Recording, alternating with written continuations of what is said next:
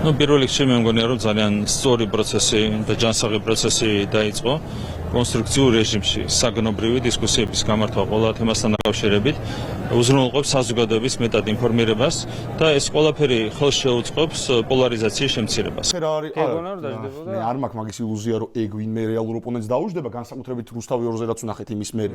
არ ვიცი, მაინც არ უკარგავ იმედს, რომ ცოტა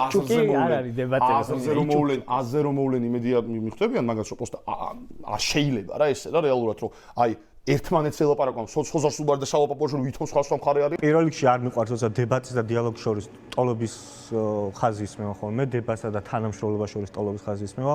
მე გეწარმოედგენია, იმიტომ რომ მაშინ ვერ ხვდები ამდენი ხანი ამ ხელისუფლებას, რო ედებატებოდნენ პარლამენტში, რო ეძდა ის ხალხი, მაშინ ყველა ადამიანი რატო ედებატებოდნენ მაშინ ეხლა გაიგეს ეს ხელისუფლება როგორია თუ რა ხდება. დებატის თავისთავად ისე გაყიდვა, რომ მასთან რაღაც კოლაბორაცია არის, ეგ არ მომწონს. თან განსაკუთრებით რაღაც დათმებზე, ოღონდ იმ შემთხვევაში არ იქნება დებატი თანამშრომლობა თუ ჩემი ლიდერი მის ლიდერს ბიძინას დაუჯდება მაგალითად. ნახეთ იმისათვის რომ შედგეს ჯანსაღი დებატები ხელისუფლების წარმომადგენელსა და სხვა პირ შორის აუცილებელი პირობა, რომ ეს სხვა პირი, ვინც არ უნდა იყოს უშუალოდ სახელმწიფოს და გვარებს, აღიარებდეს მოქმედ კონსტიტუციურ წესრიგს.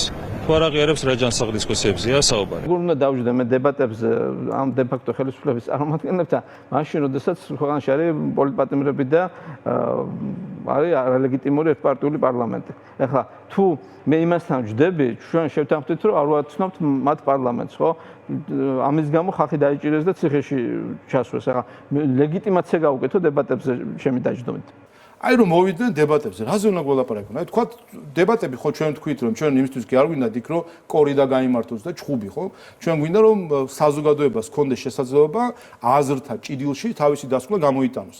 მაგალითად განათლების რეფორმა საკითხი არის. მზად ვართ ვისაუბროთ ამაზე, მაგრამ როგორ რაზე გვესაუბრება ჩვენ ლელო განათლების რეფორმაზე უნდა მოვიდა როგორ გვეტყვის რომ თქვენ არალეგიტიმურებო, ეხლა ეს კანონი ასე მიიღეთ თუ ისე მიიღებთ. თუ კი არალეგიტიმური მაგ რა კანონზე უნდა მელაპარაკოს მე, ხო?